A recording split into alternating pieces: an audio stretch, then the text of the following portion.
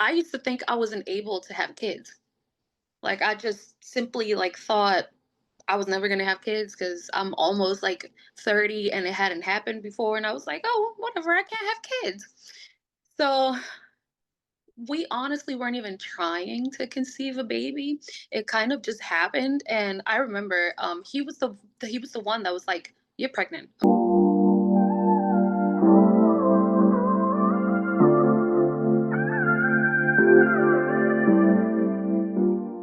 Welcome to the Be Well podcast. Here we share real stories, have honest conversations, and offer practical wisdoms to help moms prepare for pregnancy, birth, postpartum, and beyond. I'm your host, Candace Jackson. I'm a birth and postpartum doula, childbirth educator, wife, and mama to two. I'm so excited today to have our special guest, Lilly, here. So, Lilly, can you tell our listeners a little bit more about yourself, where you're from, and the work that you do as a wellness ambassador?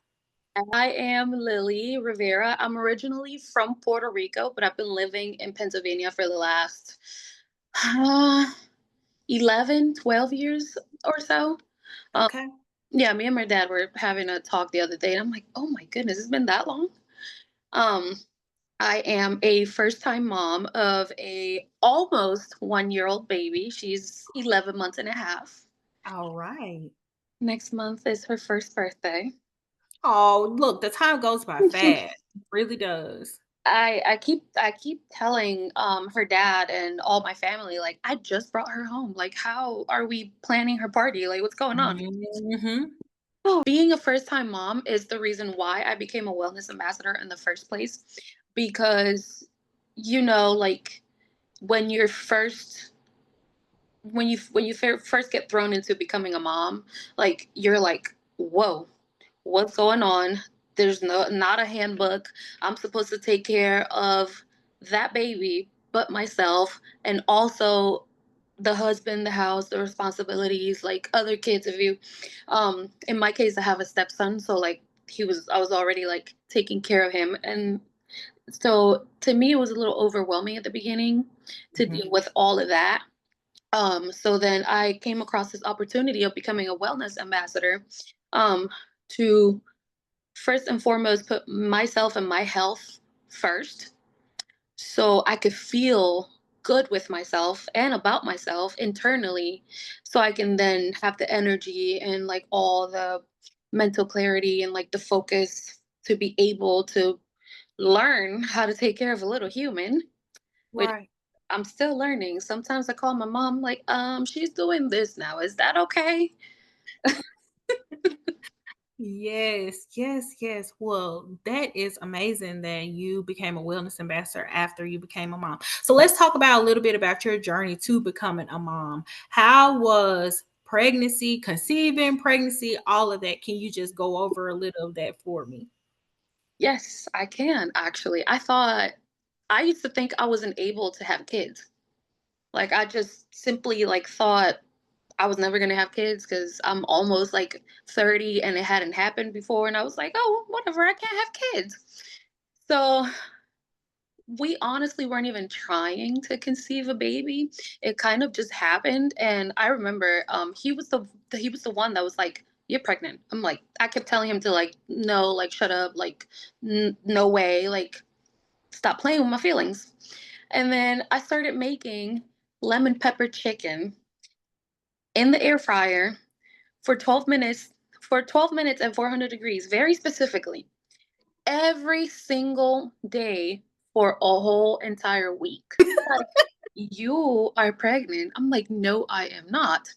So I remember I went to CVS and I got a pregnancy test because I was like, I'm about to shove this down your throat. I'm not. So I was on the phone with my mom. I was like, "Yeah, no, I'm just running some errands. I'm just doing a couple things." I came back. I was like, "Oh, ma, hold on. I gotta go to the bathroom." I didn't tell her I was taking a pregnancy test. I just, I just did it. And I remember I had it like with the words facing the opposite way. So I couldn't. I was reading what it had, but I was like, "Do I know how to read?"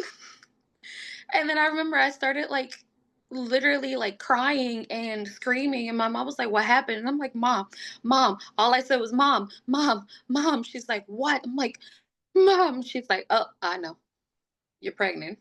And I was like, started crying the whole night. She started screaming. She was like happy because they were all waiting for me to have a baby. And even my grandma was like, the usual, like, oh, you gonna wait for me to die to give me a grandbaby finally? I'm like, So I went to the store and I went and bought three more tests. Not one more, three. The digital one, the other one with the other kind of dye, because there was no way. I didn't know how to read. I was reading wrong. Like words didn't mean what they said on the box. I'm like, no, no, no, no, no, no, no. Something wrong here. But no, they all came back very positive. I scheduled my appointment. And funny enough, after I found out through the pregnancy test that I was pregnant, that's when the morning sickness started. Mm. Like I was feeling like a little bit more tired than usual and like just eating that chicken every day. But other than that, everything was like cool, calm, and collected until like a week after I found out I was pregnant. And the first couple of weeks, the first like month, 2 months was I couldn't even keep water down. Bless your heart. Like I couldn't even keep water down. Like I kept pestering my boyfriend, my fiance. If he hears me call him boyfriend, be like, I am. Um, I pestered my fiance every other day to go get Chick-fil-A. My emotional like ups and downs were crazy insane. Like I asked him for something now, and if he took 1 second too late, I would start crying and get mad and be like, I don't want it anymore. You took too long. That poor man. I know. Look, they have to be strong men to be able to deal with us when we're pregnant. He would just look at me and be like, don't say anything. But it was definitely interesting the first couple of weeks, like especially that first ultrasound. Excuse me, sorry. I had no idea what to expect. Um, my very first time being pregnant, in my head, I hadn't processed that I was pregnant yet, Mhm. even though I was, and I was feeling like literally like a construction crew just ran over me. I went to that appointment and I made my mom go with me.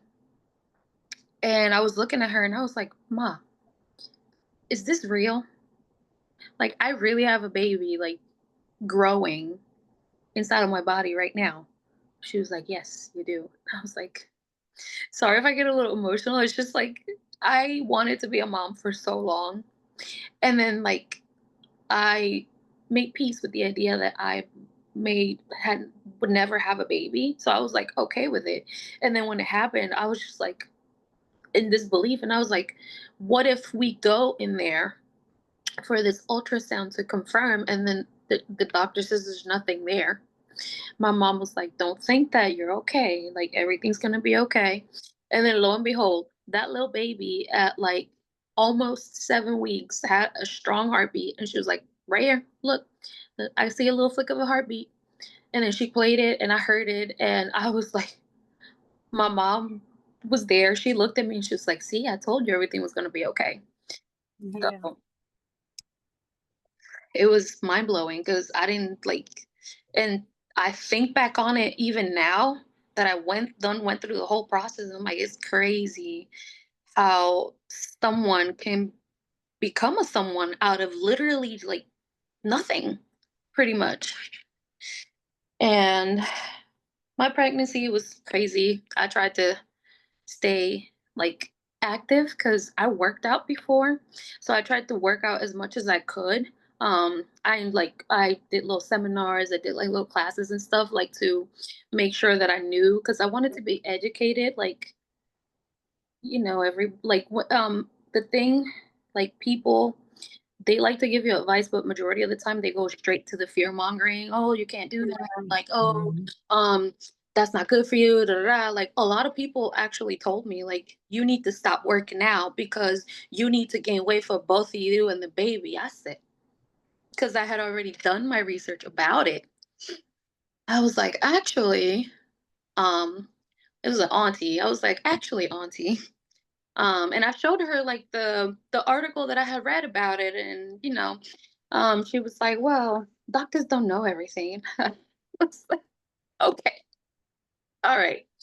But I worked out for the most of my pregnancy. Like n- the third, fourth month was like a little bit easier. Like I was just throwing up less, um, and being like a little bit more active. I did sleep a lot though.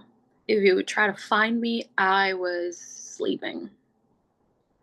And I was pregnant during the summer, so I would not be outside unless it was absolutely necessary. Right. Now that's understandable. I do want to ask you a quick question about the workouts. What type of workouts did you do?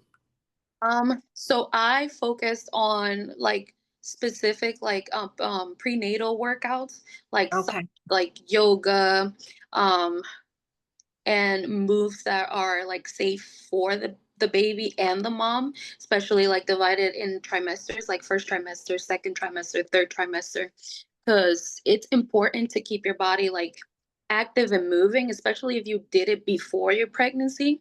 Most professionals actually recommend you keep doing whatever it was you were doing before Right.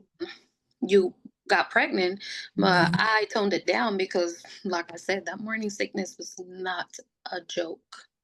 Like, I had crackers in this hand, a water in this hand, some ginger chews in my pocket, which they never worked for me. Yeah, it was rough. But then after I started feeling better, I started incorporating like weightlifting again, like moderate.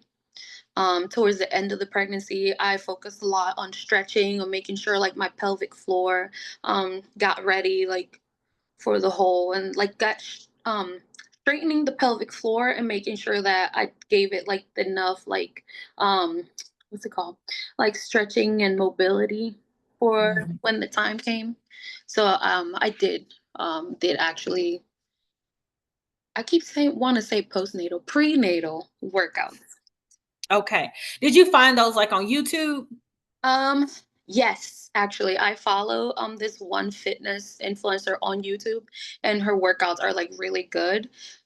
Which actually got me to create a mix calendar of both pre and postnatal workouts, because even after when you get like after you give birth, like you have to be like extremely careful with, can't go like immediately head into like the crazy heavy stuff. First of all, you're not going to be able to do it, speaking from Right. experience, because I tried and it made me feel terrible that I couldn't do it.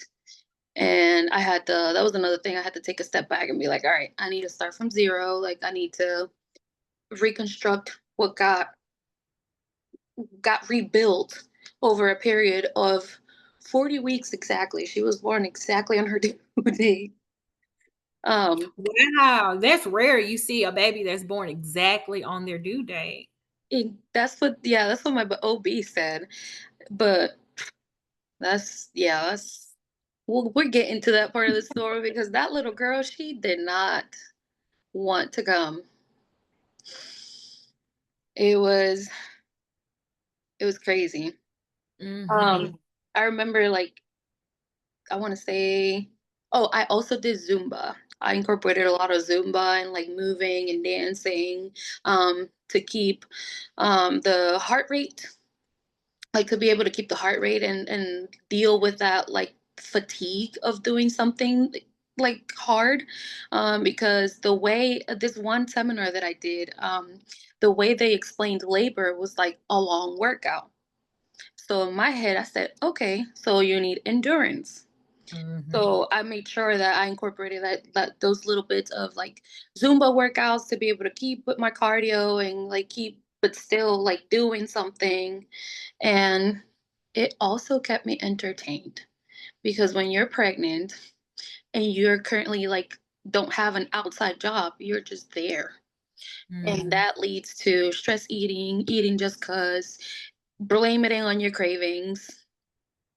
And in the end, like that's not it's not a good thing to just sit there unless you absolutely necessary like 100% have to sit there because you have like a high risk or something. But other than that, like do something. Like I didn't climb Right. on stairs because on chairs because my grandma didn't let me. She was here. Yes. Look, okay, so now we're talking about grandma. What are some of the myths that you've heard about birth that maybe your grandmother or your mom told you that you were like, nope, I've done my research? I know we talked a little bit about that, but like give me a little bit more. Listen, what didn't I hear? Because ooh, oh, where do I even start? I heard so many, like they told me so many things. Like, if you scream, it hurts more. I was like, okay, like I don't see how that makes sense. It's still gonna be a human being coming. Of course, it's gonna hurt. Um, that and then my grandma said, oh, she used to tell me that I had to have socks all the time when it was cold because I could get really sick. She said that she birthed both of her kids without epidurals and she was fine. That she hosted a party like a week after she gave birth. That people don't have to rest after they give birth, that you give birth and that's like you can just keep going. I'm like, okay. And my mom, she was on the little bit like more understanding side. Like she has like her beliefs and her things and all that, but then at the same time, like she's respectful of me. Like she actually like sees me as an adult. Right. And like she just lets me, and she even said so herself, like to me, she was like, if you need help, you're gonna call me, you're gonna ask me. So if you don't ask me, then you're doing good, you're doing fine. Because if you need me, you're gonna call me. It was mainly my grandma. Um, like, oh, don't go, you can't go up the steps that way because that's not good. Um, Hmm. you need to have a lot of intercourse so the baby comes out faster. You should already be going into labor at like 36 and a half weeks. I'm like, she'll come whenever she wants to. That's right. So how was it having so many your mom and your grandmother around you while you were pregnant, other than the little advice that your grandmother would try to give? How was it to have the support of them during your pregnancy? It was actually beautiful. It actually, I feel like it made it easier to have that support. Um, my grandmom, like, she was really, really, really like a really big help. Like to me around the house, like she just I said, Ma, I'm craving this, and she would like turn around and be like, here you go. Um, so that was like definitely felt the love in that aspect from them. This is also on I am my dad's only daughter Okay. on his side of the family, and nobody has had a girl until I gave birth to my daughter. So when they all found out it was a girl, they were like, you don't exist anymore. Bye. Like now it's like whatever the baby wants, whatever the baby needs. So they were a little bit more like, "Oh my goodness, what do you want? What do you need? What is the baby?" Da, da, da. Like after they found out it was a girl. So that was like also like my mom done went and got her a whole entire wardrobe. Like I've barely had to buy the baby clothes because she has a full closet. Like thanks to my mama with shoes, like anything she sees, like she just calls me like, "Hey, you're getting a package next week." I'm like, "Okay, what did you get now?" It's like, "Don't worry about it. You'll see it when it gets there." Type of situation. And then like here, like they help me like get the house ready. Like they helped me put the Christmas tree up because um she was due on the 14th of November. Okay. She was born on the 14th of November. So my grandma wanted to have like the Christmas tree already set and the house like all like decorated and cleaned up and everything for when the baby got here. And so she helped me do all of that. Like she kept reminding me every single day to have my bag ready for the hospital. She kept every single day, "Are you okay? Do you feel any kind of sound or motion I did if I went like this or if I said," she'd be like, "What happened? What happened? You okay?" Every I'm like, "Lady, calm down. I'm good. I am okay." And my mom, she lives in Florida. So she came up like 2 weeks, like a week or two before I gave birth because she was like, you can go anytime now. So like I need to be nearby just in case. Da, da, da. And I remember it was the 12th of November. I I had just finished eating a burger. Like that day, like we didn't cook. My grandma and I were watching a show, a Hispanic TV show that she watches like when she's home. And I'd be indulging her in her novelas and stuff. I'm like, what are we watching? What's going on here? Who's the bad guy? So I was eating my burger. We were watching the show and all that. And then I got done. I was like, okay, I'm gonna go take a shower because my plan, my thought was that I was gonna go take a shower. I was gonna go do my nails. I was gonna do my eyelashes, the little cluster eyelashes that yeah. I was like, yeah, I got time. I can do all that. Okay. I go to the sink in the bathroom. I put my plate in the sink, and then when I gotta go to the bathroom. So I go, I pee. I'm done peeing. I get back up, and then I feel water, or in my head, pee. I'm like, I just went. But I'm like, whatever. I'm about to go upstairs to the bath to shower anyway, so it's whatever. So I'm over here like chit chatting with my grandma. I'm like, we're watching. I was like, yeah, let me go upstairs though, because I gotta go shower. Like I peed my pants. She's like, okay. As I'm walking, it's just like coming and coming and coming and coming. I'm like, I literally look back at the bathroom and I'm like, I was just there. Lord. Hold on one second, okay? Yeah, go ahead. Um, I look back, like I would say, I would look back to the bathroom, like I was just there. Like, why am I peeing my pants? And then as I'm heading upstairs, I'm like, I stopped like halfway up the steps. I'm like, I looked at my pants and I'm like, oh, hold up. Then I came upstairs. My fiance, he was sitting on his computer gaming because he's a game, like he games.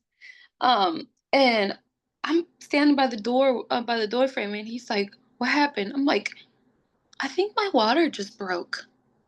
He's like, eyes wide open, immediately started freaking out. He was like, "Oh, we need to go to the hospital. We need to go to the hospital." I'm like, "Sure, I guess." Like this whole time, I'm like, I started freaking out internally, but externally, I was like just looking everywhere, like this is this is about to what? Oh, Yeah. like that is gonna happen today. It didn't happen that day, but it was funny because his son was here. And funny enough, I always said that I felt like the day that I would go into labor, he was going to be here instead of being with his mom. And exactly like that. He was in the room sleeping. He was like, his dad was like, "Oh my God, we gotta go, we gotta go." I was like, first of all, give me a second. I need a shower. I need to do what I need to do. Give me a second. And second of all, hold on. We have to wake up. His name is Cairo. Like we have to wake up Kai, let him know that we're going. He's like, okay, okay, I'll go get the car ready. I'm like, okay. Make sure you put a towel on the passenger seat. Like he's freaking out. I'm calm. I don't know how. Like I was just like, okay, we're doing this. I tried waking Kai up. He didn't wake up at all. And I'm like, oh, this is just great. So he has like Mhm, this little like chalkboard easel thing mm, in his room. mhm, So I left him a note written on there like, hey, da da da da da, we're going to the hospital. Your sister's coming. Um, we'll see you hopefully really soon. And then my grandmom was here. And my grandmom understands English for the most part, but the speaking part, she's like a little bit like, I don't want to say is what if I say it wrong? And mhm. then we're in the process of teaching Kai Spanish. So he's not like fully there. So she started like freaking out, like, oh my God, what do I do? Um, he's not gonna know what I'm saying. I'm not gonna know what he's saying. Like, and I literally got his lunch ready, got his clothes ready for the next morning. I left them written down on a piece of paper, everything he needed to do and everything she needed to do. I told her where the bus stop was for her to take him. Um, I reminded my fiance about the bags because he was about to walk out the house without the bags. I'm like, babe, we need the bags. He's like, oh yeah, yeah, you're right. We literally got in the car, and this man looks at me dead in the face, and he's like, this way, this way's for the hospital, right? I'm like, who's having this baby, me or you? And we made it to the hospital. They told us we had to park in the main entrance. So we parked in the main entrance. It was like 10 something at night. We get to the park, get out the car and everything. He's like, should I bring the bags? I'm like, nah, you can just come back later and get them later. Like, I don't think I'm gonna need any of that until after the fact. He's like, oh, okay. We get to the main entrance. The main entrance is closed because it's already after hours. And we're like, this is great. And then he's like, do you want to get back in the car? I'm like, for what? Let me walk. Like, this baby wants to make her debut. Like, we're gonna walk or we're gonna walk. So we walked all the way around the hospital to the emergency room entrance.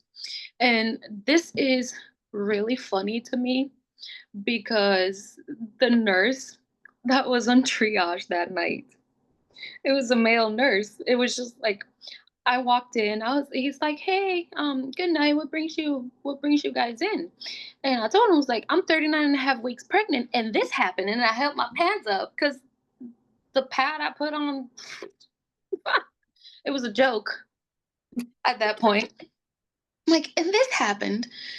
That man, I don't know if it was because the time or what he saw or what he didn't know. Like he started freaking out. He was like, "Oh my God, wait a second. Let me get you a wheelchair. Give me two." I'm like, at that point, I'm still calm. I'm still trying to figure out why the heck am I so calm? Like I'm not about to have a watermelon come out of me. But I'm like, I can walk. Like at this point, I was just hell bent on walking. It's like, no, no, no, no, da, da, da, whatever, whatever. I'm like, I can walk. So somebody from the labor and delivery came and like we walked the whole hospital. They put me on. They're like, yeah, we're just gonna check because sometimes moms think that their water broke, but it's just like they're peeing. And I'm like, oh girlfriend, no, this is not pee. I promise you that much. I can feel it, and it's not stopping, no matter what I do. We're still gonna check. Checked. Oh, oh yeah. Yep. Yeah. But here's where it gets fun. I wasn't dilating. My water Mm. had broken, but I wasn't dilating at all. And then I wanted to use the toilet as a dilation station. I wanted to do like the ball. I wanted to walk. I wanted to do like a lot of the things that I learned throughout like my research and stuff that work. But then, oh no, you have to stay connected to the monitors because they said because my water had already broken that they needed to monitor the baby because that could be a risk. And even though I told them like I can feel her, she's still having a party in there. Like she's pretty good. Didn't let me do any of that. Like I literally like waited until 7 or 8 o'clock in the morning because I told the doctor I was like I don't want anything. Don't give me don't give me anything. Like I want to try and see if like if she'll like come start coming down on her own if I'll start dilating by itself. But then the morning time came and the when the doctor checked, I was like at 3 centimeters, three and something. I don't know exact. She said something, but I don't remember exactly like the whole. Right. Um, and she was like, "Oh, it's a high risk of for infections. Your water already broke." Da, da, da, da. And I was like, I was just looking at her like I hear you, but you're also not letting me do the stuff I know it's gonna help a little bit. So I ended up saying yes to the Pitocin, the worst decision I ever made. I wanted to fight half of the staff on that floor.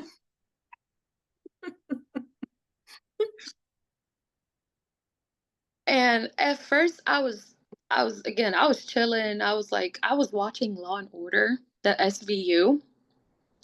Like at first I didn't feel my contractions. The nurses kept coming in like, "You don't feel that?" I'm like, "Feel what?" Like, "You see that pink line?" And like I actually recorded a video of it happening because I was like, the nurses say that's supposed to be a contraction, but I'm here like they were like, "Are you good?" I'm like, "Yes." Why? So until they had to put that evil thing called Pitocin up to like an 18 or a 20 or something.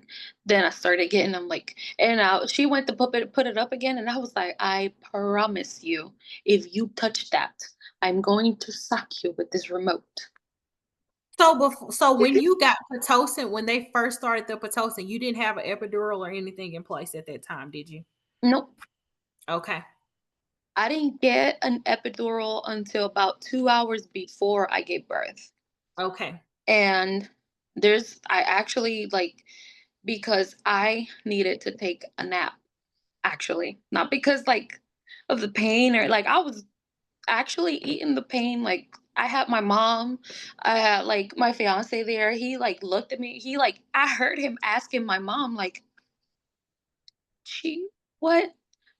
I haven't heard a peep from her. Cause the only thing they heard from me, every, and I'm laughing because I was just reciting the beginning credits to Law and Order SVU, the whole in the criminal justice system section, that whole thing to a T, all the way to the end, and then I would take a breath and go, like, "Is she good?" My mom was like, just let her be, just let her be," and that's why I'm laughing because who in their sane mind in pain recites a whole TV show freaking intro? Yes. And like I needed a nap. I was tired already because I was like, dang, every time like I try to take a nap, like another freaking contraction hits me. By that point, how long had you been in labor? It was the 13th of November evening. Okay. So it was like a day, almost a day and a Okay. half by that point. Yeah, I went into the hospital on the 12th and she was born on the 14th. Yeah, she gave A me a run long for my money. Yeah. That little baby gave me a run for my money. She was like, "Oh, you want to play? Let's play." Um, so when I asked for the epidural, that was another thing. That was another thing that like kind of like not upset me, but at the same time, like it did make me look at the anesthesiologist a little funny because I was like, I wish to see you here. When I told my mom to call the doctor to get the epidural, because I told her too, I was like, "Ma, I need to sleep. I need a nap. By the time it's time for me to push, I'm not gonna have any strength because I'm just awake." She was like, "Okay, I'll get it." He walks in. He's like, "I was just roaming the halls waiting for you to call me. I knew you were gonna eventually." I looked at him. My neck like did a whole 360. I said, "Lucky I'm in pain right now, sir." Like I looked at her, I said, as long as you do a good job, like get me where I need to go. I need a nap. Had you eaten anything?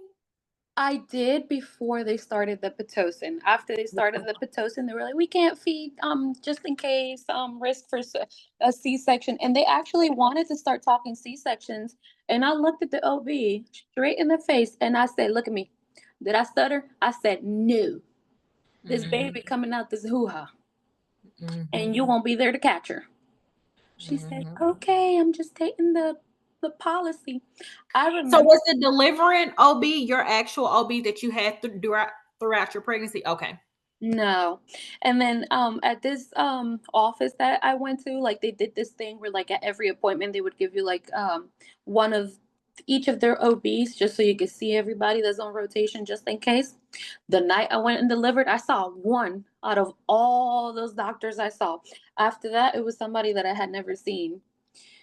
That I'm pretty sure I was supposed to have an appointment with her, but then the hospital thing happened, so I didn't get to. And she was nice until she tried to push like certain policies and stuff onto me. And at that point, I'm like a couple centimeters dilated. I'm having contractions back to back that don't stop. I'm tired because I need a nap. I'm actually cranky because I'm starving and they said I couldn't eat anything. She tried to push oh yeah, about the cord delayed cord clamping. Leaving Mhm. the cord until the cord is like white loses all the blood and stuff.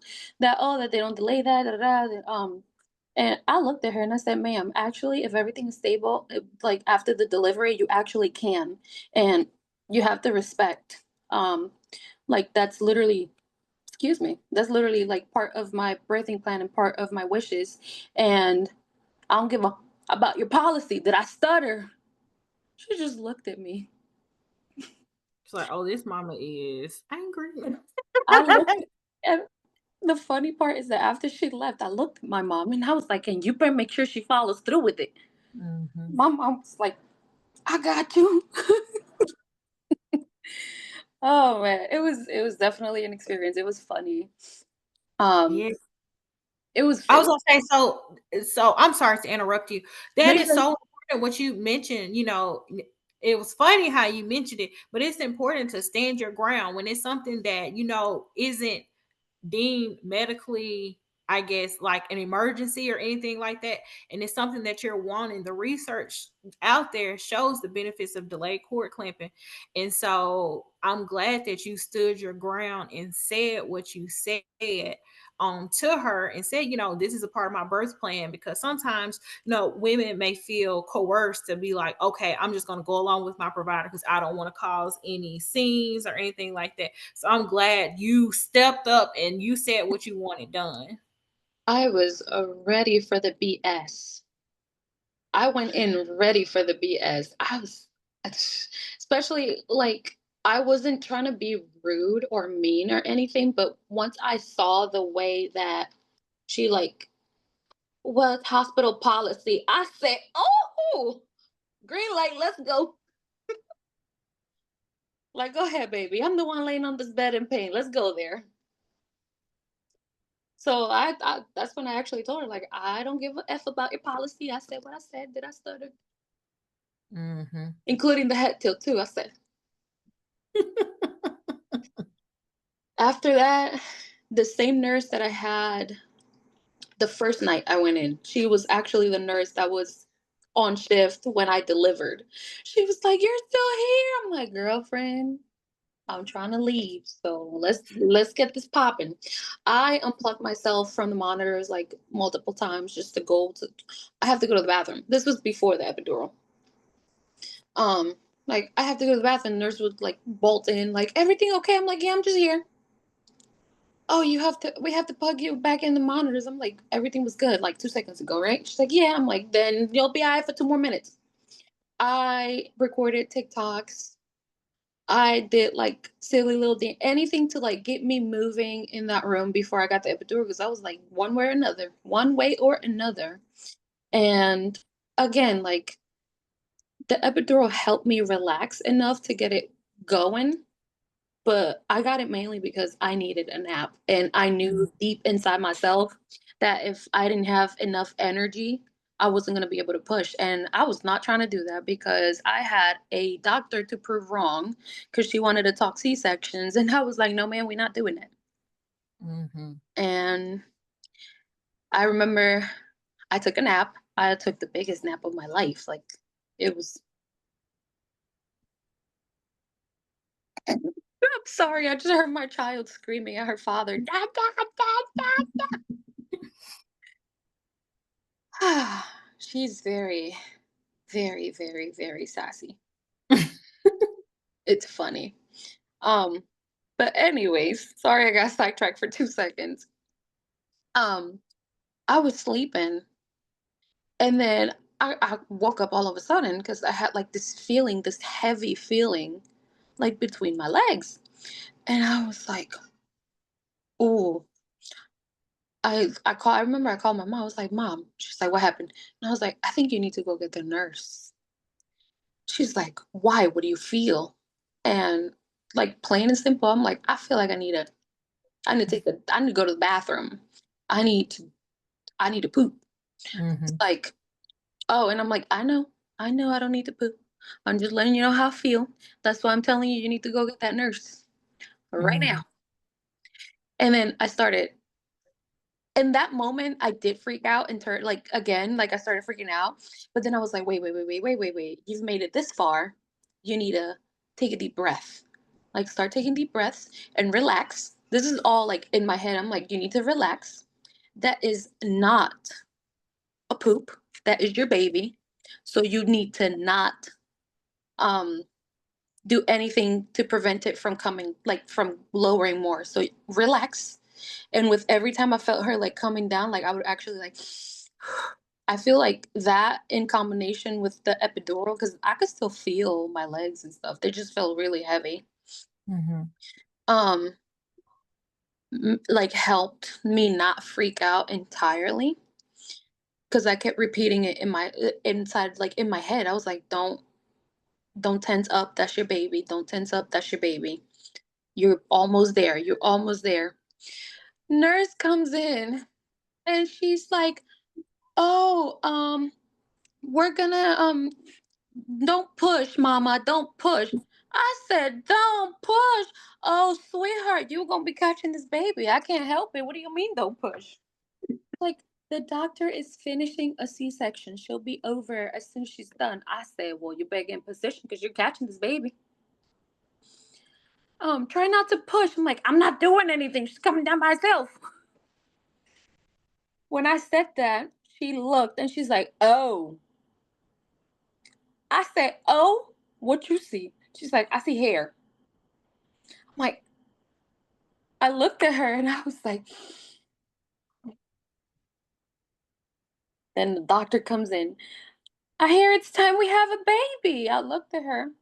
And this is one thing that actually bothered me, but it all happened like so fast. Like I specifically told my nurse I didn't want to push on my back.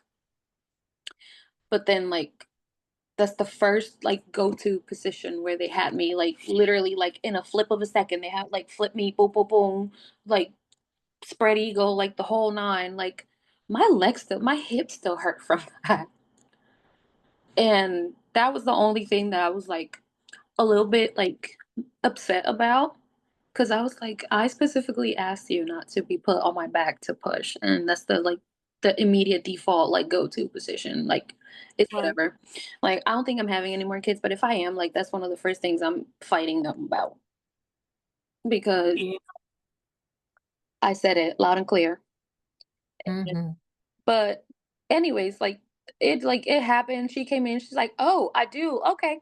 Explain to me really quick, like how the pushing worked and when I was gonna." And I'm just like at that point I'm just looking at her like, "Mama, mama, mama, mama, mama, mama." I'm like, "When you say push, push. Take deep breath. Okay, I got you."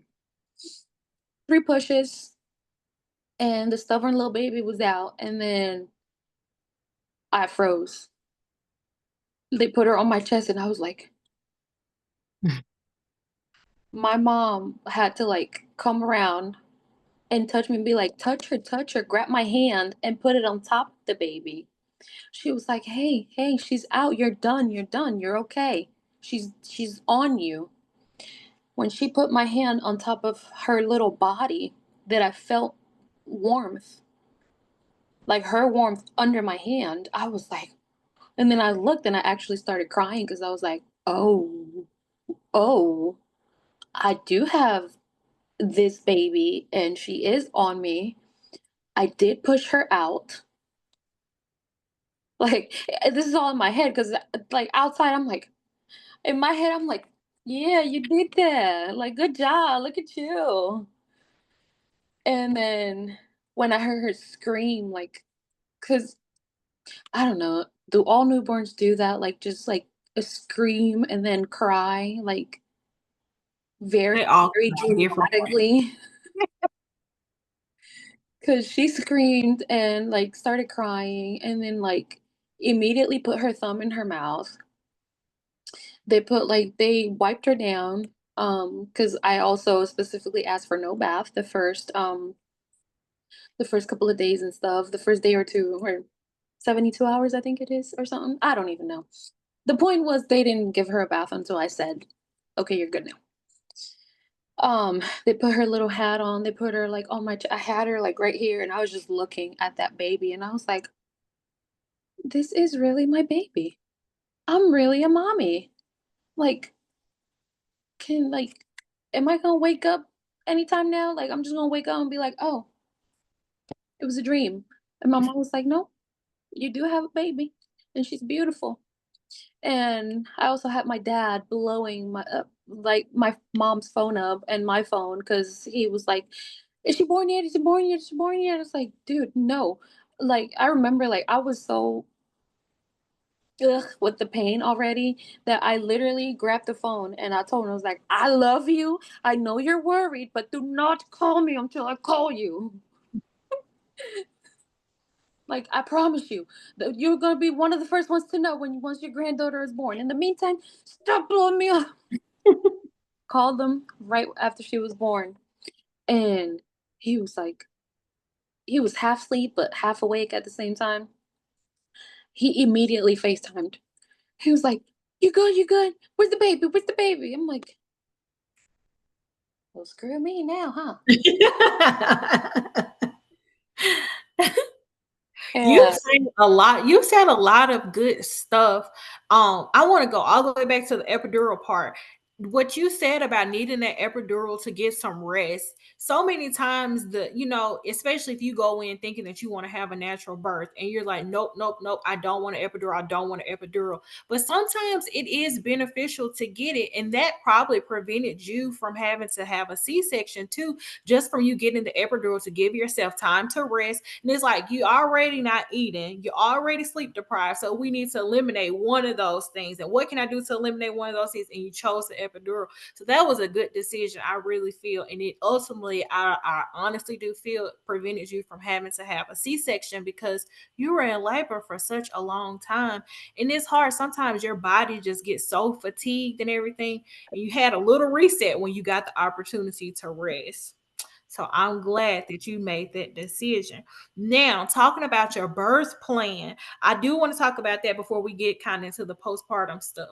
So, with your birth plan, did you work with someone like a doula, a childbirth educator, or did you do more research on your own to make a birth plan? And how did you present that to the nursing staff or your OB provider?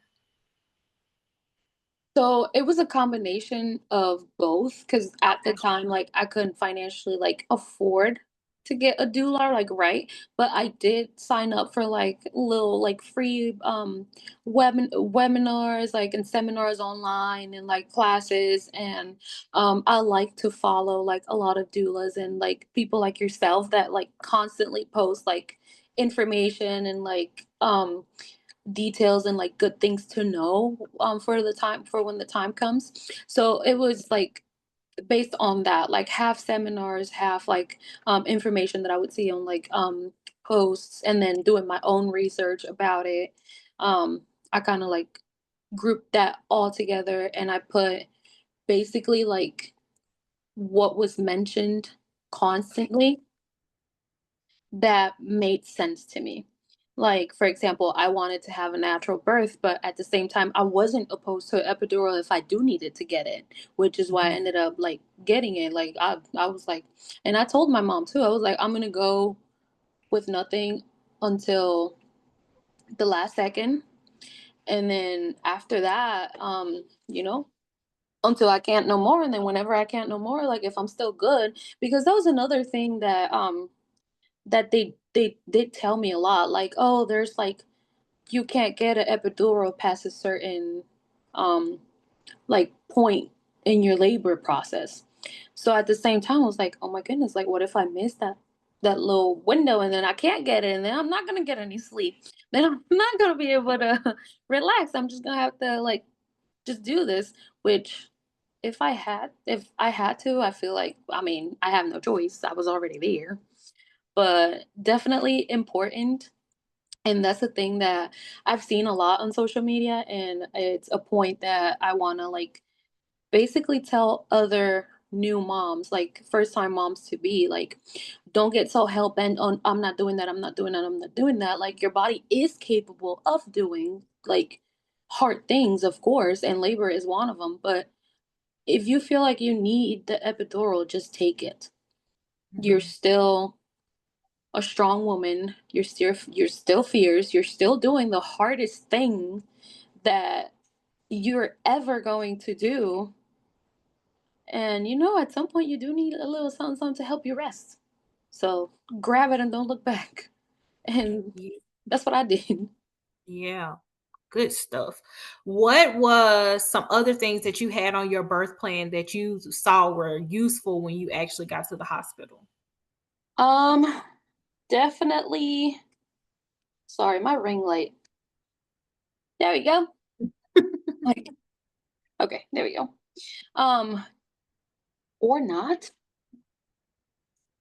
There we go. Sorry. No, you're fine. Um, definitely about the delayed cord clamping and the information to back it up. That was Mhm. like important because the research and the stuff is like fairly like on the newer end. Oh, you just want to act with my life. Okay. We're gonna do it like this for now. Um, because like my OB was a little bit like about it when I first mentioned it to her because something about like research or that research shows or it doesn't show and whatever. But I actually had like credible sources and information from doulas that actually like do what they need to do. Um and that was a main thing. Also having the knowledge that the epidural does cause backaches, that was also another big one because my OB flat looked at me dead in the face and said, "That is a myth. You get back issues because you're taking care of a baby. You're constantly like in that like bending position because you're taking care of a baby. Da da da." Lies. That is the biggest, fattest lie I Mhm. have ever heard before. And I will literally emphasize that any second opportunity I get because yes, it's beneficial epidurals, like they help you a lot, but they also will leave you um feeling like it's like a backache, but at the same time, it's like you're getting poked in the same spot, especially like during the colder months and stuff. So I had that information in there, and then she flat out told me that it was a myth, that the reason the backaches happen is because um of taking care of the baby and being like bent down all the time. Mhm. Um, my birth plan also had the no bath, like the because it's important for, I think it's called the vernix. Mhm. Aha, Yeah. I still remember something. Like it's good for the baby to have the vernix on their bodies. Like like that for moisture, was it? Or Yeah, so it does a lot of different things. So it's good to help see the immune system. It helps with skin issues. It's just good for so many different things because it contains all the bacteria that was in your vaginal canal. It has all on the baby, and so when that gets into the baby's immune system, it helps give them a good boost. good and see, That was a good decision. I had it written down because like I was like my birth plan was negotiable, but to a certain extent. Hmm. Like I didn't mind like having a little tweaks and here and there. Like for example, pitocin. I didn't at first I was like completely against it, but then when I was on that situation where um my water's already broken, I'm not dilating, like they're not letting me pretty much do anything else to get the party like going. So my next best thing was like, okay, fine, give me the medicine. Like I don't want it, but let's get it because that's the only other way that we're gonna get this party rolling. Um, I did initially was very, very, very, very hell bent on doing it absolutely natural and not going to the hospital until the very, very last second. But the way things work and the way God works is funny enough to be like, oh, I'm gonna rupture your water first, so you actually do have to go to the hospital.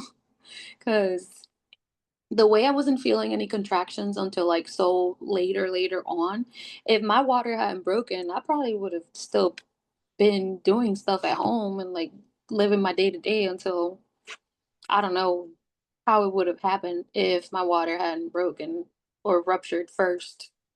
Right. Yeah. And that was another thing, like they mentioned that you should have on your birth plan, like if you want your water to be like um, ruptured by the medical provider, exams. I also told them no cervical exams unless they were absolutely necessary. Um, and then baby stayed with me all the time after like I gave birth to her. She was in her little bassinet thingy and right beside me. They took her two times for her bath and then to run like the hearing test. Hmm. He's giving her a bath and she's screaming. She loves the water. I can't hear anything. She's screaming and I hear the splashing. Oh, he's gonna have fun.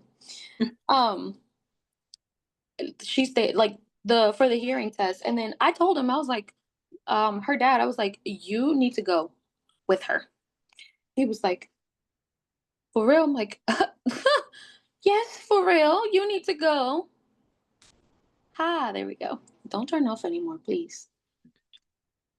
So I sent him with her to basically follow them all the way. And at first they tried to like say that guys couldn't go um over there or whatever.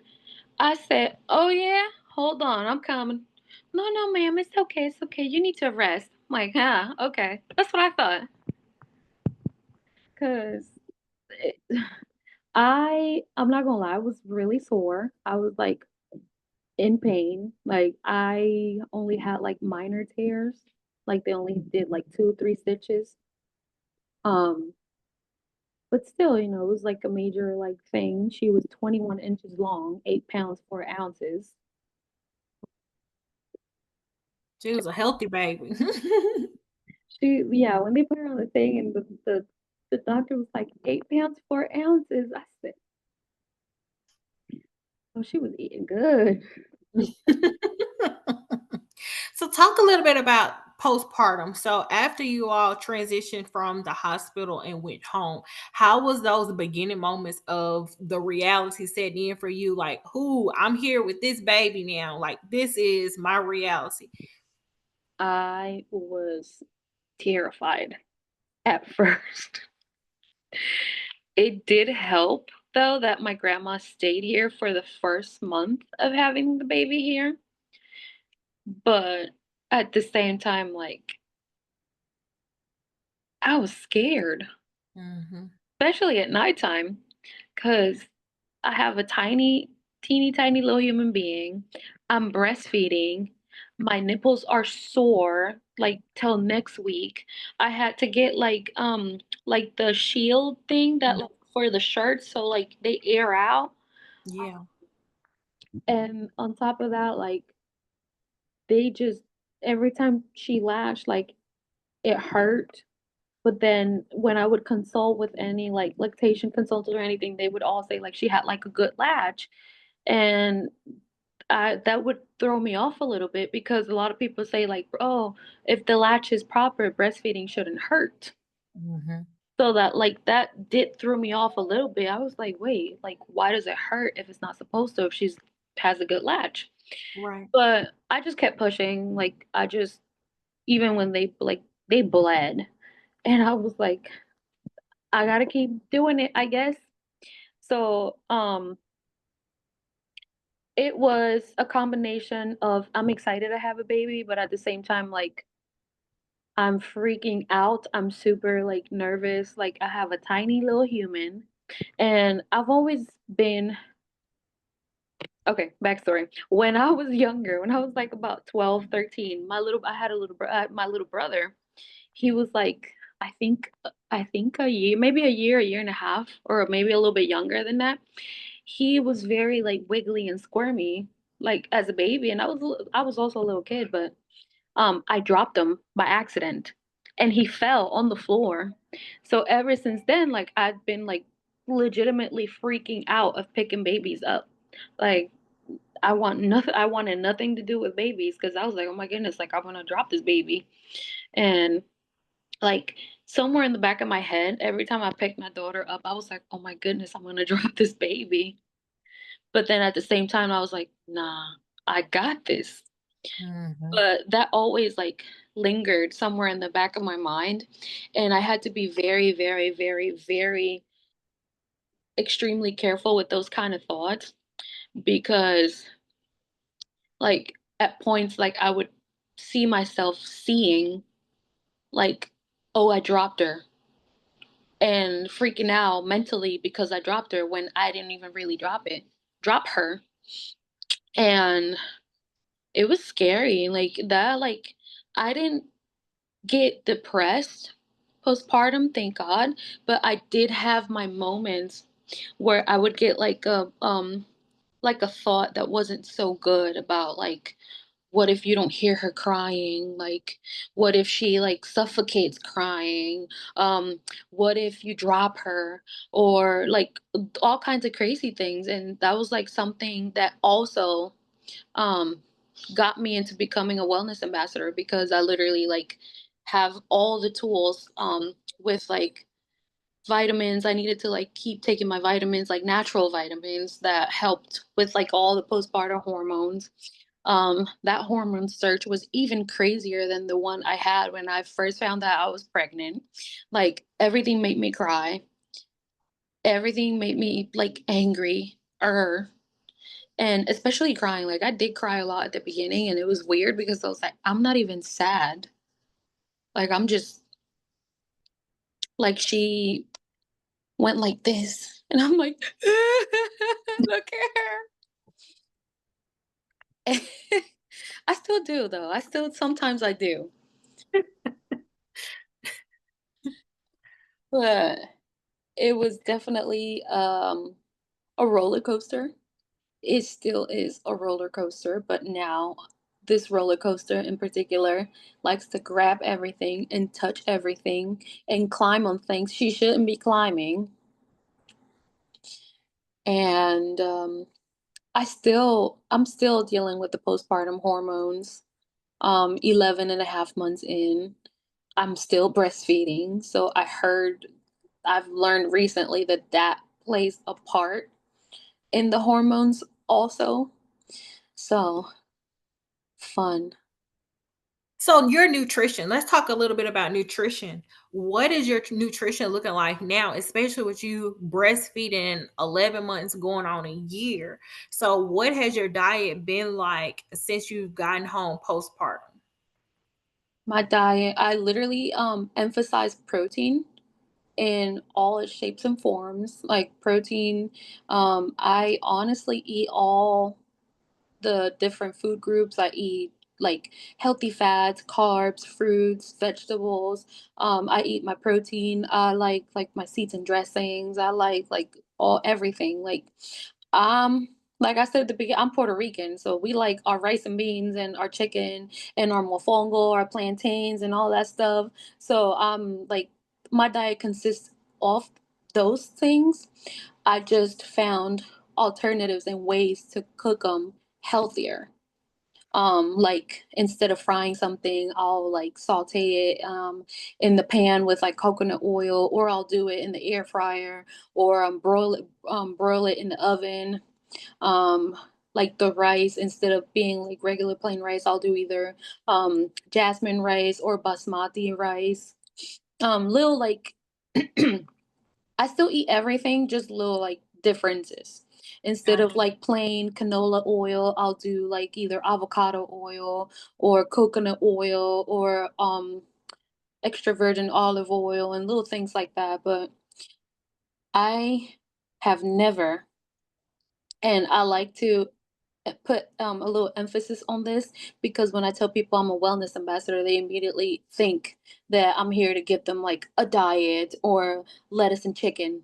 Never in the 11 months I've been a wellness ambassador have I eaten only lettuce and chicken. Number one, I got to keep a well-rounded nutrition because I'm breastfeeding. So that's important. Like I have to keep my calorie intake like good enough to be able to do all of that. Right. And second, I'm always hungry. Like breastfeeding is a lot. Like it makes you like want to eat the whole refrigerator in a single night type of stuff. So I eat everything healthy, alternatives. And I Mhm. also like to drink my protein, my vegan protein powder too. That also helps. I could turn it into desserts. Not too long ago, I did like little like mock pumpkin munchkins with the protein, and I ate the whole batch in one sitting. So it's pretty fun, actually, like doing eating healthy and having fun with how you prepare yourself. Yeah. So, as a wellness ambassador, I want your opinion on this. So, you see so much of this snapback culture of, we have to get back to how we were prior to pregnancy, just like that, so fast. So, what would you say to someone who's looking at all of the social media celebrities and influencers, and they're seeing them having babies, and then next thing you know, they have snapback? They're out and about with their friends, they're back in the gym working out like how they were beforehand. What would you say to a mom who may not be at that point to bounce back like she was?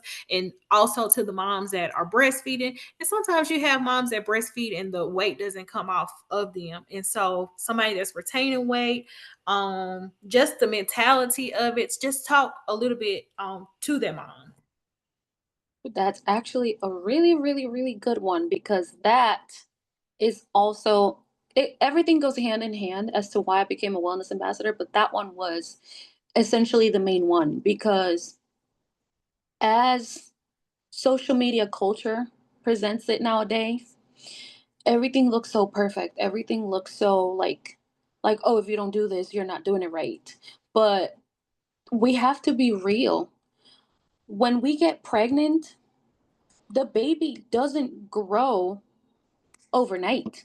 It takes a whole entire 9 months of changes of your body doing something little by little, growing little by little. It's different processes and different like situations. Like you start like getting like a little belly, and it progressively gets like larger and larger and larger as your baby grows, as your organs shift, as like your literally everything gets ready to have a whole human being. So we shouldn't, that takes 9 months, 40 weeks just to do that. So if it took you 40 weeks to have everything grow like that, why would you expect it to go back in a week, a month, 2 weeks, 2 months? The same way you had to be very extremely patient to grow your baby and to see and accept the changes in your body. Like your body is not weaker if you don't snap back right away. On the contrary, your body did something amazing. It brought a whole human being to this side of the earth. And now you have to give yourself love and grace, because eventually, once you start healing from the inside, you will come back even stronger than before, because now you're going to have a reason to not give up halfway into getting yourself back.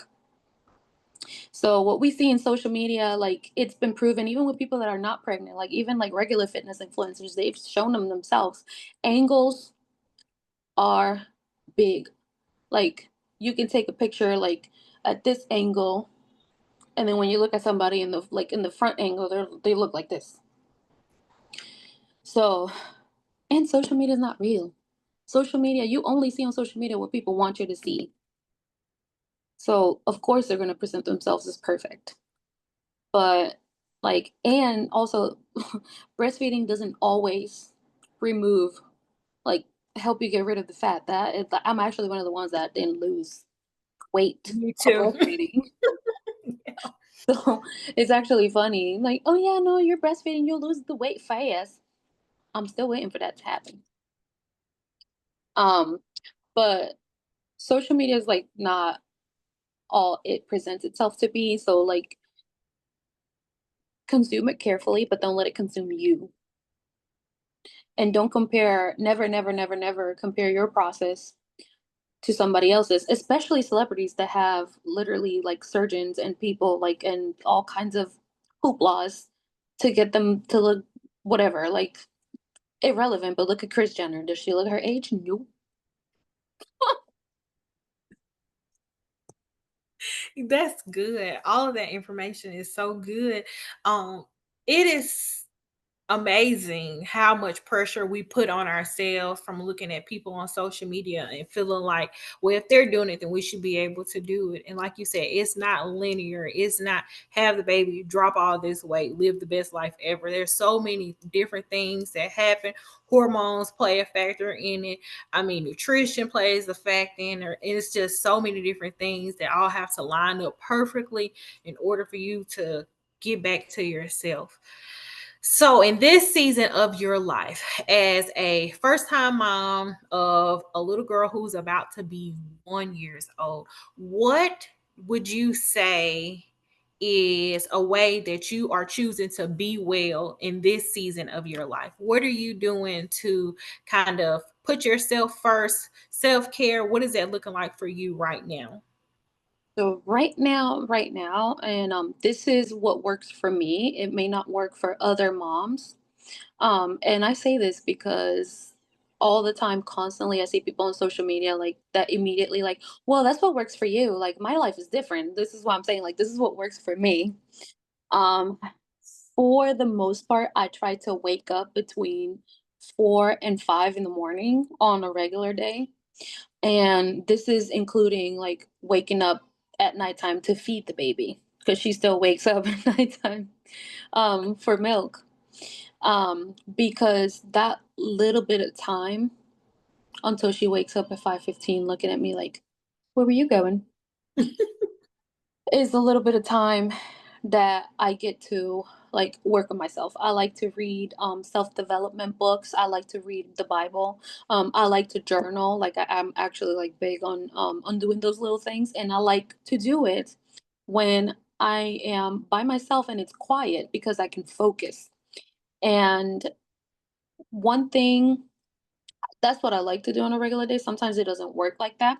But one thing I have come to terms with is the fact that not every day the routine's going to be perfect. Sometimes you just have to go with the flow. At first I used to get very frustrated because like in the current season of my life that I'm in right now, like I thought it was, oh, she's growing up, it's going to get easier. Joke on me. Um, so I used to get frustrated because I was like, "Oh my goodness, like isn't this supposed to like she can do stuff for herself now?" No, just kidding. Psych. You thought you're funny. So letting go of perfection, just like taking it as it goes. I do like my little morning time, like journaling, reading. Like I feel like that helps me connect to myself emotionally, internally, and like ground my emotions first and help me like figure out what I'm feeling and what I'm going for.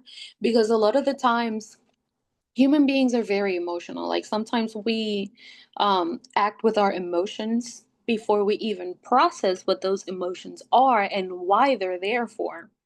So I can't, I don't want to teach that to my daughter. I want to like be cool, calm, and collected when I do address her and like our daily routine with her and stuff. Another thing I prioritize is working out because muscle mommy. And not only that, but like the way I describe it when people ask me why I work out now, before it was because I wanted to look the best ever. Now is because I literally want to stay healthy and be able to drop kick a mother sucker if I need to, because nobody messing with my kids. And you hear like all these crazy stories like that are happening right now with like people being crazy outside, and I'm just like, I need to stay ready because I need to throw hands. I need to be able to throw hands. And that's partially why I work out mainly now, because you're not about to mess with my baby, and if I need to mess you up, I'll mess you up. And health, because I want to teach her um that first of all, that she can do anything she sets her mind to. Like if she wants to lift weights, she can lift weights. If she wants to do whatever, she wants to be a ballerina, she can be a ballerina. And I want to show her that no matter the circumstances and whatever's going on around us, like that mommy's always gonna like take a second to take care of herself. I want to show her that taking care of herself is the way that she can most effectively take care of others, because you can't pour from an empty cup. That's right. So those are the little things that I do, and I definitely do enjoy sharing my story with other moms and helping other moms as well, to find things that work for them to take care of themselves, because that also is a way of me taking care of myself, like helping others doing that. Because I'm telling, like I said, my postpartum was like a mixture of like I'm freaking out with oh my goodness, and this is beautiful, but at the same time like whoa. And if you don't count with the support, like I did, that I had my mom here and my grandma, it can get a little lonely and a little hard at times, because after my grandma left, like her dad had to go to work, and it was just me and her here the whole entire day. So like I started stress eating and just eating, and so I understand how after a while it could get like a little like, ugh, what am I doing? So that's why, um also why, um I took the opportunity to be somebody that uses her story and her voice and the methods and the little things that have been helping me, to share them with other people, because you never know, you can motivate somebody with your story. Yeah, that's So beautiful. I love all of that. So tell the listeners where they can connect with you on social media, if you have a website, give all that information for us. I do. I actually have Instagram. You can find me on Instagram at Lily IX Rivera. That's river with the A at the end. That's the easiest way. And I also have a Facebook account. You can find me as Lily Ixiar. That's Ixiar. That's my middle name that my grandmom gave me. Rivera. And that's pretty much all the socials I have right now. Okay. Oh wait, I have Threads too, but that's connected to Instagram, so it should be the same. Lily IX Rivera. All right. Thank you so much, Lily. It was amazing having you on, and I enjoyed our conversation. And I thank you for telling your story to all of the listeners. So, if today's episode spoke to you, please take a moment to share it with another mama who may need to hear it. Leave a comment and don't forget to subscribe so you never miss an episode. And this is Candace Jackson reminding you that your voice and your story matter more than you know. Until next time, be well, mama.